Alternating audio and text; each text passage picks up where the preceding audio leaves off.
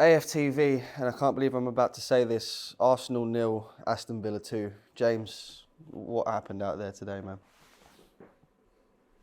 I actually don't know. I don't know. Let's get the difficult bit to say out the way first, which is Villa were very good that second half. Mm-hmm. That's not to excuse us. It's not to say, oh, they're too good. Nothing for that. Like, they just... I got to about the 75th minute, and I think I said to everyone, if anyone looks like winning this, it's Villa, you know. I think we just held on to the fact that it was 0-0, we're at home, we're Arsenal, so we're going to have some chances. That was a disaster of a second half. I mean, where does it... this is why I'm so confused, because I actually was of the opinion that we played a really good game in that first half. You know, we played well without a Ward in the sense that we didn't score the goal. We weren't playing bad football by any means, and then to come out and play like that in the second half, what happened? I'm so conflicted, because I want to say we've been doing really well when Havertz has been up top. So why move him back into midfield? But I quite liked his midfield performance in the first half. It wasn't anything special, but he was actually the more penetrative runner. He was the one. He was better than Declan Rice. I don't think Declan Rice was doing that much today, returning to the 6th role. Zinchenko was making errors, but then you could also see where he at times gave us an overloaded midfield. We had chance in that first half. We could have been 3-0 up. I don't know what was said to the players. The thing is, when you go into half time 0-0, we did it against Brighton in December. I think we went in 0-0. But clearly the message and the feeling from both teams was, everyone's, how is it still 0-0? Arsenal will build on it. And actually in this game, Emery, who is a very good manager, he did something to affect it. He did something to go, right, that first half we conceded way too many chances. We've got to change this. We didn't know we could play through them. Frank, what is so disappointing is Villa didn't only attack us more in the second half, but we didn't even look like we had anything on the counter. We're not a very good counter-attacking side. I've said this a million times.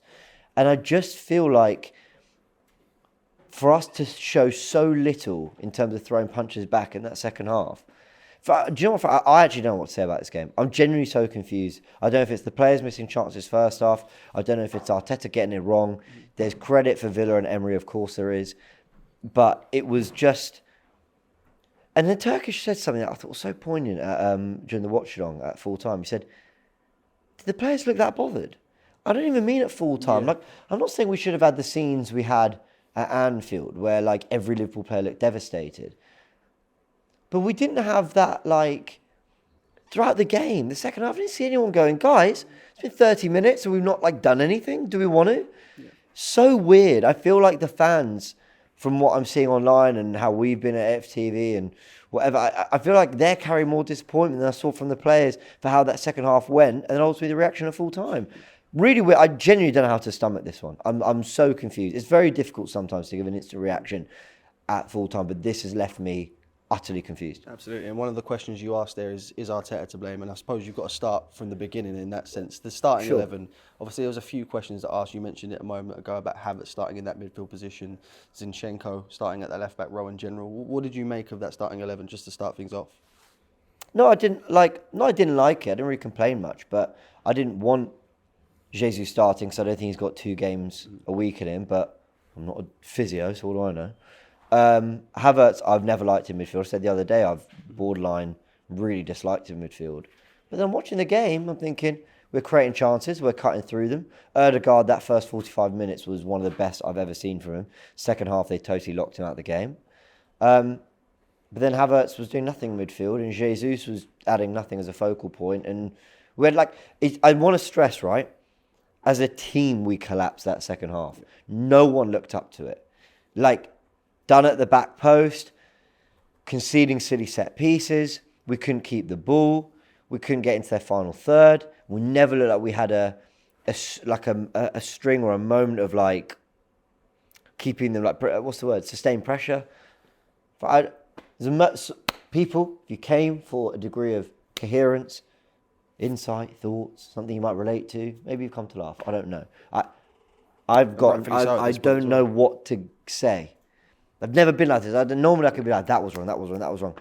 But how, let's make up a fake situation. Right? We're in a room with Mikel Arteta. I look at him, I go, Mikel, I think you got your tactics wrong in the second half. He'll go, well, what about the first half when we should have been falling up? I don't know. This makes me feel like it's more on the players.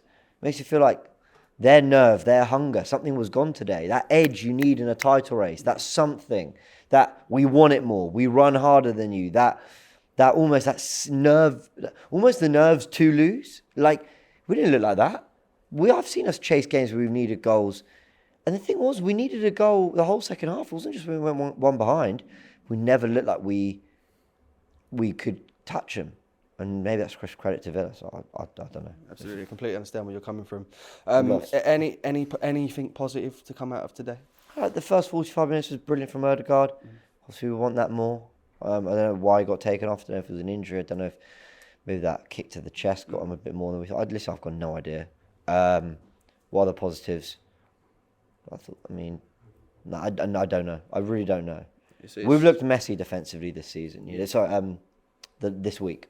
Absolutely, and obviously you mentioned this week. It's not the first time that we've seen this Arsenal team, play really well in one half of football, but in the other half just seemingly going back to, the only way I can explain it is end of era Wenger ball in a way, in the sense that there's just nothing there. What do you think the players need to do in order to, players and Mikel specifically, what do they need to do to, just learn how to play football for 90 minutes again? See, the more I'm sitting here thinking about it, the more I'm slightly getting more kind of coherent thoughts, and maybe we should have done this 10 minutes later, but why have we moved away from what worked so well, having 4 centre-backs, keeping teams pinned in, just that sort of, you can't score against us.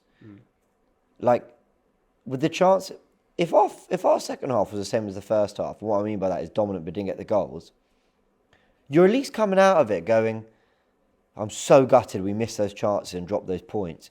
But you know what? We're the better team. On another day, they go in the back of the net. They couldn't touch us. Teams are now, we saw against Bayern and we saw in this game, and actually Brighton for 10 minutes had openings, but in fairness, we got back into that really well. Teams started to get nearer our goal, so what's going on? That was what made us... Do you know what?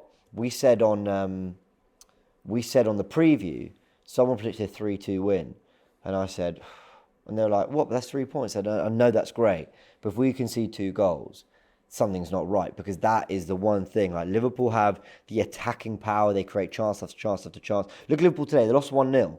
But look how many times it was cleared off the line, blocked, whatever. Yep. They might concede a lot of chances, but you never deny that they're going to have chances. We couldn't do anything in that second half.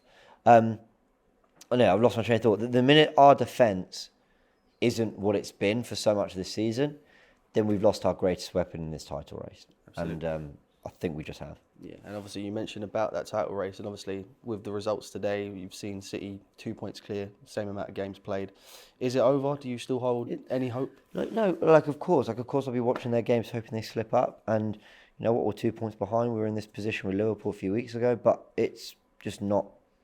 Don't see us winning all our rest of our games. I didn't even before today.